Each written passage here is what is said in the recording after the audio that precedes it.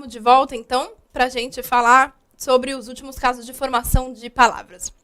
A gente tem, então, aquele segundo grande grupo que eu falei que forma a maioria das palavras da língua portuguesa, que é o de composição.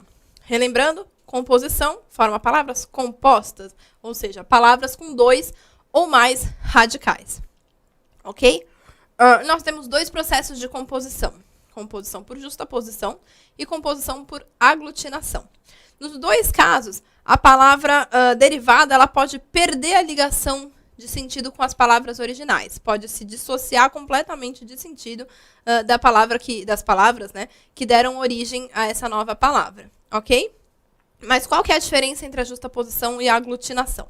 Bom, processo de composição por justaposição, ele pega palavras, né, ou radicais, e coloca justapostos. O que quer dizer isso? Um depois do outro, um do lado do outro, sem prejuízo gramatical, né, para essas palavras, sem prejuízo para a grafia, ou seja, para a forma escrita dessas palavras. Então, a gente não tem nenhuma letra que se perde, a gente não tem prejuízo para a fonética, não existe nenhum problema ali, nenhum prejuízo para a sílaba das palavras originais. Elas simplesmente são colocadas juntas, como aqui no caso de girassol. Então, a gente tem gira e sol.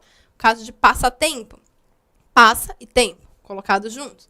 Pode ser assim, ou pode ser ligado por hífen, como é o caso de água marinha, né? Como é o caso de arco-íris, também é outra palavra que se formou por justaposição, só que usam o hífen, ok? E a composição por aglutinação, como que funciona? Bom, a composição por aglutinação, ela tem sempre algum prejuízo silábico aí para as palavras originais. Ou vai ser uma letra que vai ser suprimida, ou vai ser uma alteração fonética que vai acontecer nas palavras, mas elas não mantêm a sua integridade silábica. Uma das palavras vai realmente sofrer aí algum tipo de alteração na hora que as palavras são colocadas juntas, ou seja, elas se aglutinam de certa forma que alguém aí sai com a integridade silábica prejudicada. Então, vamos ver aqui o exemplo que eu coloquei. Planalto. Então, planalto nada mais é do que a soma de plano mais a palavra alto. Eu suprimi a vogal O do plano e virou a palavra planalto. Acontece também com pernalta, que é a palavra perna mais alta. Suprimi uma das vogais A, virou pernalta. Acontece também com aguardente, né? A gente também suprimiu uma das vogais A, virou aguardente, tem 2 As. Então, nesse caso das palavras compostas por aglutinação, é muito comum que as pessoas percam completamente a noção da composição da palavra e que a gente até se esqueça que se trata de uma palavra composta, né? Porque ela já está tão intrínseca ali, a gente já usa tanto que a gente até esquece que ela se formou a partir de 2 palavras primitivas, tá? Mas é importante a gente estar sempre atento a isso. Então, esses são os 2 processos de composição. Bom, como eu falei, os principais processos que formam palavras, que formam a maioria das palavras, são esses 2. Composição e derivação. Porém, a gente tem alguns outros processos menores, que eu coloquei aqui. Hibridismo, abreviação, abreviatura, siglonimização, estrangeirismo, neologismo e a onomatopeia. São outros processos que formam um número menor de palavras na língua portuguesa, mas vale a pena a gente passar rapidamente por cada um deles. Bom, o primeiro caso é o hibridismo. Não é um caso de um processo formador de palavra muito pedido por um motivo simples. O que é o hibridismo? O hibridismo, na verdade, ele é a formação de uma palavra com morfemas que vêm de origens de línguas diferentes. Então, por exemplo, eu posso usar um radical de uma língua com um radical de outra língua. Um sufixo com um prefixo de uma outra língua, de uma origem de uma outra língua. Então, por exemplo, latino e grego, né? Nós temos muitas palavras da língua portuguesa derivadas do latim e derivadas do grego, né? A gente sabe disso.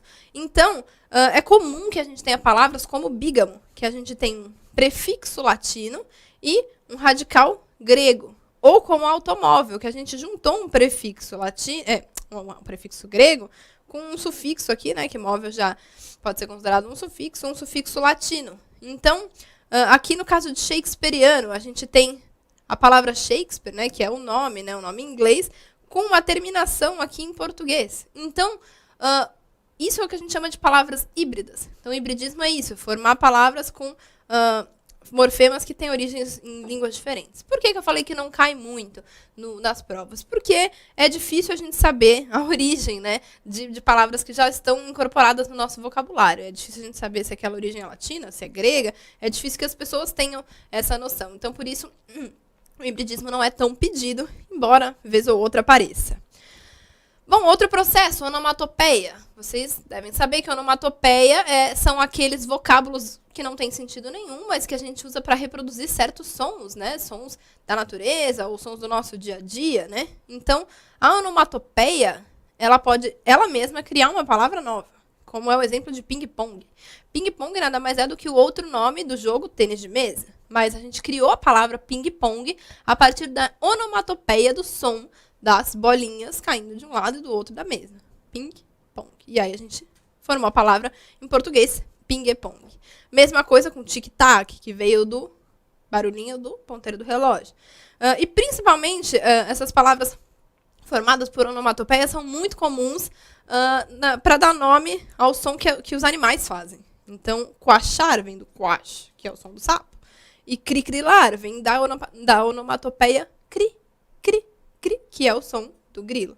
Então, onomatopeia é isso. São palavras que surgiram a partir de vocábulos que reproduzem sons do dia a dia.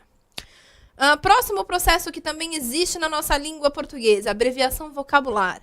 A abreviação vocabular é quando a gente cria palavras reduzidas a partir de palavras maiores e a gente começa a usar essa palavra reduzida com tanta frequência no nosso dia a dia, o uso fica tão corrente que a gente usa como um sinônimo e realmente faz uma palavra nova a partir de uma palavra primitiva que era maior. A palavra original normalmente é uma palavra longa, palavras polissílabas com mais de 4 ou mais sílabas, ou uma palavra muito erudita, ruim de pronunciar, e aí a gente encurta ela, a gente faz uma abreviação vocabular, que torna a fala muito mais fluida, muito mais simples. Então, exemplo clássico de quem vive nas grandes metrópoles, que é metrô, né? A gente não fala transporte metropolitano, a gente fala metrô. E passou a ser uma palavra que é sinônimo do metropolitano. Foto também, muito comum. Ninguém mais fala, vamos tirar uma fotografia. Você fala, vamos tirar uma foto, e é sinônimo. Moto para motocicleta, pornô para pornografia, coisas desse tipo. Ok? Então, a abreviação vocabular é isso. Processo similar à abreviação vocabular é a abreviatura. Só que a abreviatura não forma palavras propriamente ditas. Ela forma abreviações, que são símbolos gráficos, que embora eles não funcionem como palavras na fala, ninguém fala prof. Quer dizer, hoje em dia até fala, né? Mas não é exatamente uma palavra. Mas a gente usa mais na escrita. Por exemplo, aqui, quantidade, a gente faz essa abreviação, essa abreviatura. Por exemplo, todos os UFs, né, dos estados ali, a gente usa siglas, né? A gente usa aqui abreviaturas, SP, MG, RJ, SC e assim por diante. Bom, então são símbolos gráficos realmente que substituem palavras inteiras, aí é o caso da abreviatura. E uma outra que também é parecida com esses outros dois processos é o que a gente chama de siglonimização, que é a criação de siglas. Então, as siglas, elas normalmente não substituem palavras grandes, mas palavras, várias palavras. Então, expressões, né? Termos que são compostos por mais de uma palavra, e a gente cria siglas principalmente para facilitar a escrita, mas a gente acaba usando na fala. Então, quem é que fala Universidade de São Paulo? É muito mais comum a gente falar USP. Quem é que fala Companhia Paulista de Trens Metropolitanos? A gente fala CPTM. E, principalmente, o mais usado das siglas é para entidades de classe, para partidos, né? Isso é muito comum, o uso de siglas assim com partidos políticos. Então, PV, do Partido Verde. PT, do Partido dos Trabalhadores. E veja, o caso do PT é um caso muito interessante, porque PT é uma sigla que conseguiu criar uma nova palavra, um substantivo, a partir da sigla. Ele pegou ali um sufixo ista para criar a palavra petista. Então, é uma palavra criada a partir da sigla PT. Então, siglonimização cria siglas. Bom, aí a gente tem o penúltimo processo que forma palavras, que é o estrangeirismo. Quando a gente forma uma palavra a partir de tomar emprestado palavras, vocábulos de uma língua estrangeira. Então, a gente incorpora no nosso vocabulário palavras que vêm de uma língua estrangeira. No Brasil, O mais comum é a gente pegar emprestado palavras do inglês, que está muito presente no nosso dia a dia, né? Então, a gente tem aqui 2 exemplos diferentes, que é o exemplo futebol e o exemplo show, ambos do inglês, né? Da língua inglesa. Qual é a diferença? No estrangeirismo, a gente pode ou não aportuguesar as palavras. Então, veja, futebol a gente colocou para escrita em português. Vem de futebol, a escrita é diferente. Mas show é uma palavra exatamente igual, que nós conservamos da mesma forma que se escreve em inglês. Existe, por exemplo, a palavra shampoo, né? Se a gente for ver, shampoo, posso escrever aqui nessa parte cinza, só para a gente ver aqui rapidamente. Shampoo, gente, é uma palavra que vem do inglês, que se escreve assim. Só que a gente tem essa forma ainda muito usada, né? Mas também a gente tem a forma aportuguesada, que é shampoo. Então, aqui a gente trouxe realmente para o português a palavra shampoo. Mas vamos voltar aqui. A gente tem também sutiã, que é uma palavra que a gente aportuguesou do francês sutien, e que, na verdade, fala sutiã, né? Por isso que algumas pessoas falam sutien, né? Porque a forma escrita em francês é sutien. E a gente tem o croissant, que é uma palavra que a gente usa muito, que a gente come bastante, e que não foi aportuguesada, que continua escrevendo dessa forma que é estranha para nós, né? Porque realmente, para nossa pronúncia, é bem diferente. E a gente manteve a escrita francesa, ok? Então, isso seria o estrangeirismo. E para finalizar essa aula de hoje, a gente tem o neologismo. Neologismo vocês já devem conhecer, vocês já devem ter ouvido falar. Neologismo é o processo que cria novas palavras. Cria novas palavras a partir do nada, né? Não a partir de um radical já existente, né? Ou a partir de outro idioma. É a criação de novas palavras que está sempre vindo coisas novas e a gente está tendo novos significados, novas palavras, né? O mais comum é a gente criar novas palavras a partir do vocabulário da internet, né? Da computação, como é o caso da antiga já, né? Deletar, que veio da palavra delete. A palavra, na verdade, é uma palavra inglesa, delete, mas a gente formou um verbo, né? A gente pegou o delete do inglês e a gente colocou aqui uma terminação verbal, um sufixo verbal. Então, a gente colocou uma vogal temática, colocou uma desinência de infinitivo e formou o verbo deletar. Então, isso, que é sinônimo de apagar, isso é o que a gente chama de neologismo. São palavras novas, de uso recente ainda no nosso vocabulário. E uma bem nova, que está bem alinhada aqui à nossa era digital atual, é youtuber, né? Que é o profissional do YouTube. Então, esse é um neologismo também. Ok? Bom, gente, essa parte de formação de palavras é uma parte que realmente é bastante pedida nos concursos, nas provas de vestibulares. É importante que vocês tenham claro isso. Vocês viram que não é difícil, é bem intuitivo, inclusive, derivação prefixal, sufixal. A gente só precisa estar familiarizado mesmo com a formação, com a composição da palavra, com a estrutura, para a gente entender o que é um prefixo, o que é um sufixo. É importante também que vocês procurem entender o significado dos principais prefixos, né? Por exemplo, des, in, e dos principais sufixos, os sufixos de diminutivo, de aumentativo, né? Porque, às vezes, as provas pedem o que quer dizer, qual que é o sentido daquele prefixo ou daquele sufixo, enfim.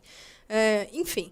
E vocês estão vendo que realmente não é uma coisa difícil. Espero que tenha ficado claro para vocês, principalmente a primeira parte da aula, que foi das regras de acentuação gráfica, que eu sei que a ortografia é realmente mais chato, o pessoal vê com maus olhos por conta da questão de decorar e tudo, mas eu espero que eu tenha tornado isso mais intuitivo, mais fácil para vocês, que vocês tenham clarificado na cabeça de vocês essa questão dos acentos, que não fique mais aí um tabu, né, uma coisa difícil de entender, tá certo? Então, por aqui a gente consegue já ir encerrando a videoaula de hoje. Espero que vocês tenham gostado e daqui a pouquinho a gente se encontra para conhecer um pouquinho mais da gramática e estudar um pouco de morfologia na próxima videoaula de gramática. Tchau, tchau, gente. Até a próxima aula.